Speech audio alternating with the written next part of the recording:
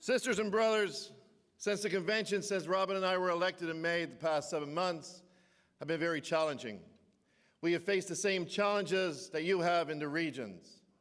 We are facing a government that despises us as Canadians, they despise us as workers, they despise us as public sector workers, and they despise us as a union.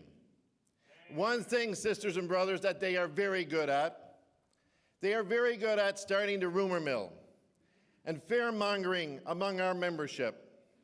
One of the examples of that is the pay in arrears situation. For those of you who don't know what that is, I will quickly explain that right now, for those of us that work for Treasury Board, and most of us, work on a time pay, meaning that if you get a paycheck today, you're paid up until the end of this week. Pay in arrears means you get a paycheck for the last 2 weeks that you've worked. And there was a rumor that Treasury Board was going to go to a pay in arrears situation. We heard about this. We had no evidence that this was happening, so Robin sent a letter to Treasury Board and said, we want to be consulted on this. That was last month when we heard about it. I was given a letter this morning. This letter is dated November 29th, and it's signed by Mark Arthur Hippolyte, who's the Assistant Deputy Minister of Compensation and Labour Relations, and he's writing on behalf of Daniel Watson, who's the Chief Human Resources Officer with Treasury Board. And I'm just going to quote one section in the letter. I can assure you that I'm not aware of any such plans, and further, of any other entity making such plans. So sisters and brothers, according to Treasury Board, they are not moving to a pay in arrears situation, but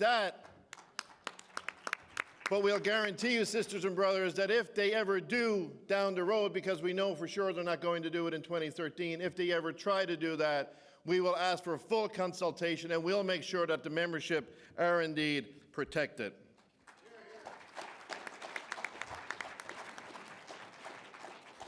Another thing that's out there, sisters and brothers, floating around is that this government wants to put an end to the RAND formula.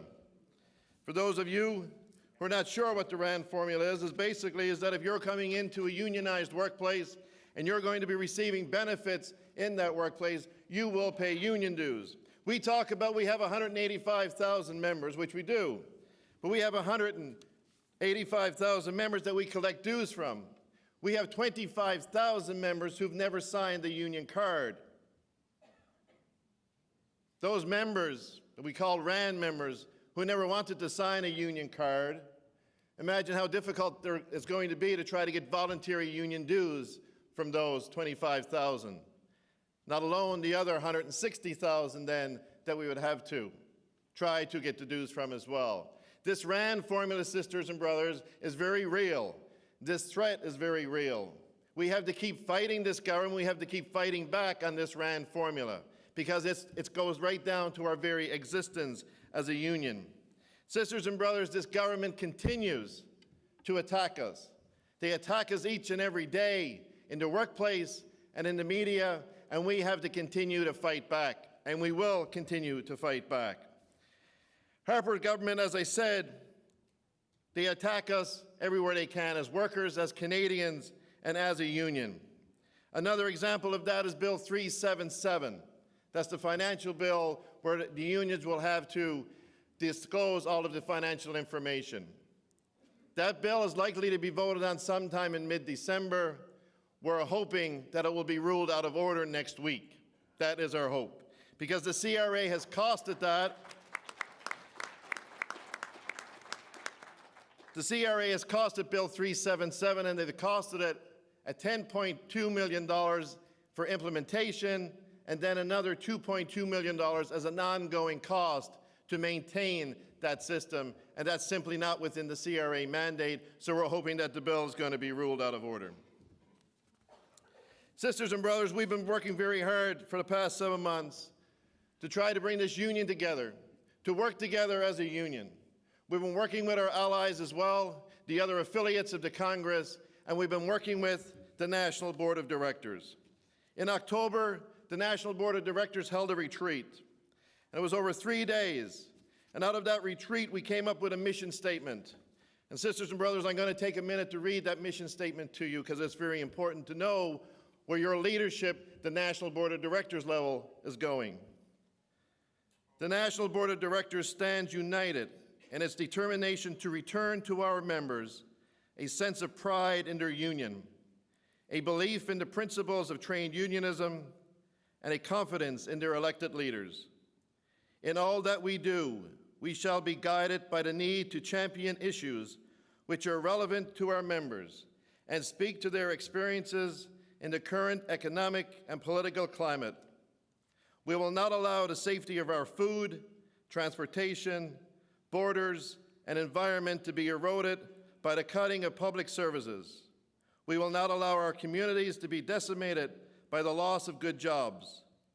We will not allow the rights of our equity-seeking groups to be pushed aside. We will not allow governments to rule unchallenged.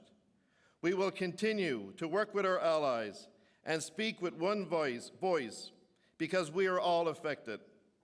We will be present in the workplace. We will be vocal in the media. We will engage with our members face to face and listen to their concerns. Above all, we will take action. We will act to protect our union. We will act to protect our right to represent our members, to bargain collectively, and to withdraw our labor. In refusing to be silenced, we will be heard. In going back to our principles, we will move forward. In reclaiming our history, we secure our future. Sisters and brothers, that was unanimously sanctioned by every single member of the Board of Directors, and for those of you who are not sure who make up the Board of Directors, it is both Robin and I, the 7 regional executive vice presidents, and 17 component presidents unanimously endorsed that mission statement, sisters and brothers, and that's how this union is going to move forward.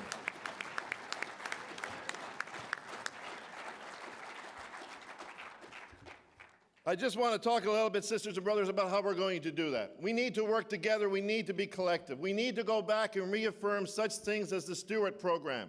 We need to reconfirm that we want to build strong locals in this union. And most importantly, sisters and brothers, we have to be visible. Robin and I are asking to be invited out to locals, to attend local AGMs and local functions so we can go into your workplace and talk to the members and talk at local events so we can be visible. Just yesterday I was in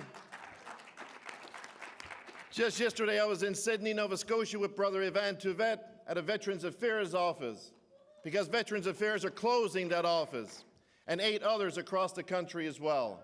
We met with the members that worked there, and we had 7 veterans to show up to a rally. We got local media, and now the local is talking about doing a town hall rally to get the community behind them, and that's what we need to start doing, sisters and brothers, from coast to coast to coast.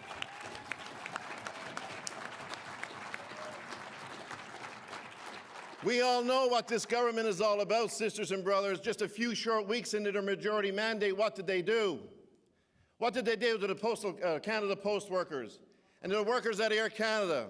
They forced them back to work. At Canada Post, first they forced them out on the street, then they forced them back to work because they locked them out. And why did they do that, sisters and brothers? They said they did it because of national economic security. But what did they do in London, Ontario to Electromotive, a subsidiary of Caterpillar, one of the biggest anti-union corporations the world has ever seen? When that company said to their workers, you have to take a pay cut, we're going to cut your salaries in half. Those workers went on strike. What did the company do? They got up and moved. They didn't move to the next town or to the next city or to the next province. They moved out of the country, and what did this government do? Absolutely not one bloody goddamn thing. And in the name of economic security, how do you explain that, sisters and brothers?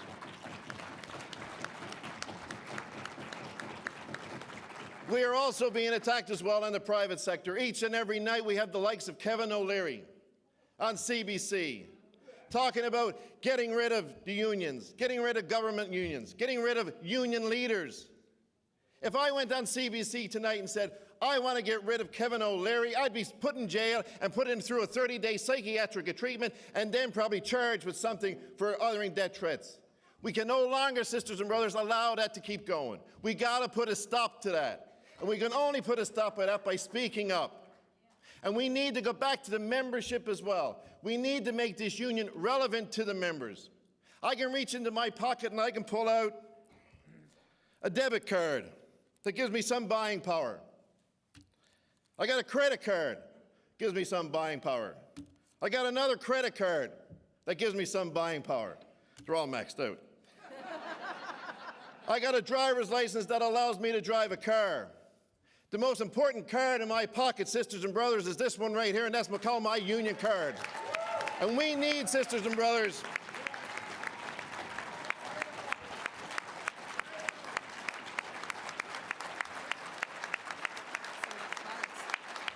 yeah.